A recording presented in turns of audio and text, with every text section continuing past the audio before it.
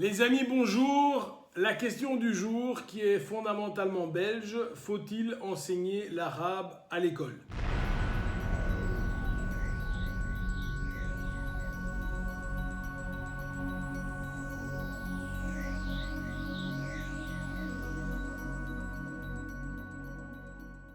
Alors voilà, je le mets parce que un politique qui est dans l'image de départ, André Flahault, qui est ministre en Wallonie. Vous savez que la Belgique, parce que j'ai beaucoup de Français qui me regardent, vous savez que la Belgique, c'est trois, en réalité même quatre régions. C'est la Flandre, Bruxelles et la Wallonie. Et on a la région germanophone. En réalité, il y a trois grandes régions, c'est la Flandre, Bruxelles et Wallonie. Et en réalité, Bruxelles et Wallonie parlant français, vous avez compris, il y a plutôt deux blocs. Alors, pour ceux qui ne le savent pas, la Wallonie est vraiment le parent pauvre en Belgique. La situation économique en Wallonie n'est pas très bonne. L'enseignement n'y est pas très réputé. Les enfants wallons ont un taux de bilinguisme extrêmement faible, français-néerlandais, et un taux de bilinguisme français-anglais également très faible. Et dans ces situations-là, on a un ministre qui vient, alors pour nos amis français toujours, à heure de grande écoute sur la chaîne nationale. Donc pas du tout le petit truc qui part comme ça, les gros titres, les gros moments, et qui dit qu'il faudrait enseigner l'arabe à l'école. Alors je tiens à signaler qu'on me parle d'arabe, d'hébreu, de farsi, de chinois, ou peu importe la langue, j'ai le même avis. Donc ne croyez pas parce que c'est de l'arabe, non, si ça avait été de l'hébreu, c'était idem. Ça a été du thaïlandais, c'était la même chose. Et moi j'ai envie de dire ceci. Alors en Belgique, on a un an de l'échéance, un peu moins d'un an d'échéance électorale, donc évidemment tout le monde va. Il y a quelque chose que je ne comprends pas, c'est de dire, les amis, moi je veux bien, donc l'idée a été émise par le PS. Bon, le PS c'est quelque chose qui en France a disparu maintenant, mais bon, en Belgique ça existe encore. Alors que objectivement, comme ça vous avez mes opinions politiques, normalement je ne les donne pas, mais je vais les donner.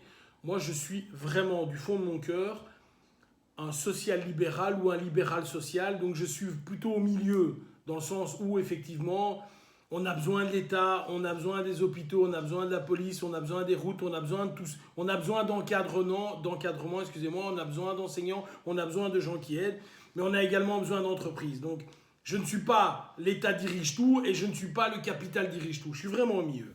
Donc je ne tape ni à gauche ni à droite. Mais ici, la démarche est laquelle?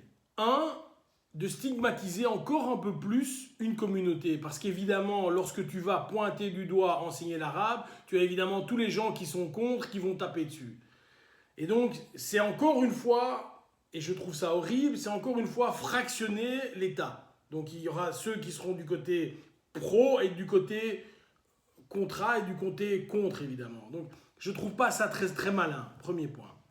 Deuxième point, et la vidéo va être très courte là-dessus, quand moi je vois les commentaires sous, et je le dis mais vraiment du fond de mon cœur, moi je ne suis pas médecin ou un truc comme ça, mais quand je vois les commentaires sous ma chaîne YouTube, on voit, on reconnaît directement au phrasé les gens qui sont plus âgés, on le reconnaît.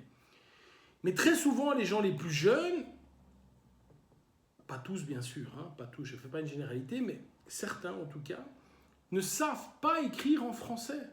Donc, ce sont leurs langues, c'est la langue véhiculaire, puisqu'ils s'expriment en français, mais ils écrivent ça, ça va, S-A. Pas plus tard qu'hier, quelqu'un m'a dit, sur une de mes vidéos, où je parlais de mon business, les feuges sont brillants. Bon, tout d'abord, je ne suis pas feuge, donc ça c'est le premier point.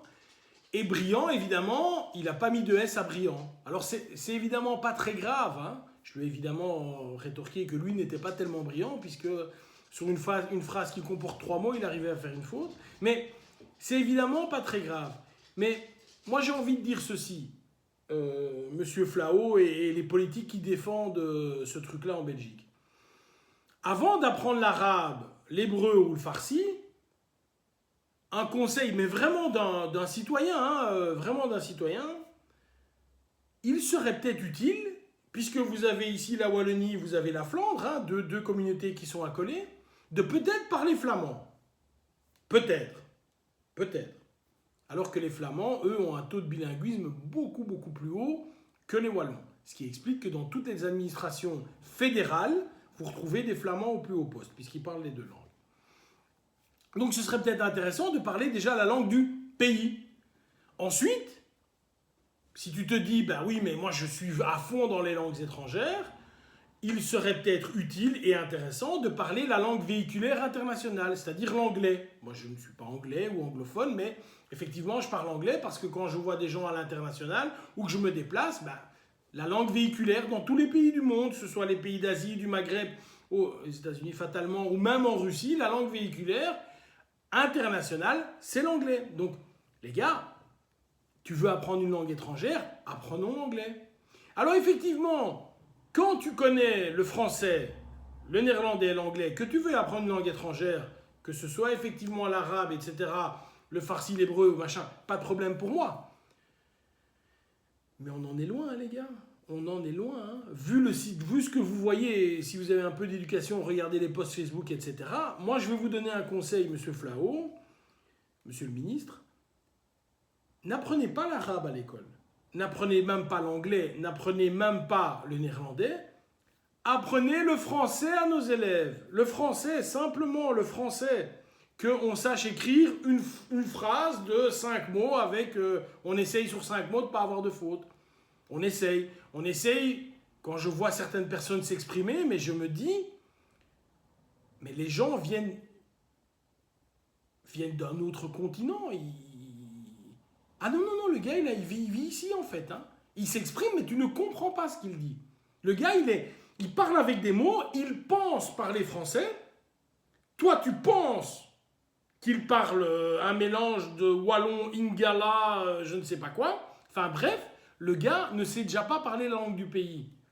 Alors, la première chose à faire lorsque tu vas dans un pays, ou lorsque tu vis dans un pays, si tu ne parles pas la langue, copain, c'est difficile de t'intégrer, hein. C'est difficile d'avoir un job, etc. Donc s'il vous plaît, messieurs les politiques, arrêtez de diviser les gens, ça ne sert à rien, c'est pas utile, ça vous rend pas plus fort, ne divisez pas les gens. En termes d'apprentissage, ben les gars, commencez déjà par la langue nationale, on va déjà avancer. Apprenez déjà le français à nos élèves, et le néerlandais et l'anglais, on ira déjà très très loin. Et si les gars sont bons là-dedans, apprenez les langues que vous voulez ensuite, j'en ai rien à faire. Mais je pense pas que c'est très utile de maintenant venir certainement dans le contexte diviser encore les gens. Donc voilà, une petite histoire belge comme il y en a tout plein, comme ça nos amis français peuvent rigoler. Bye bye.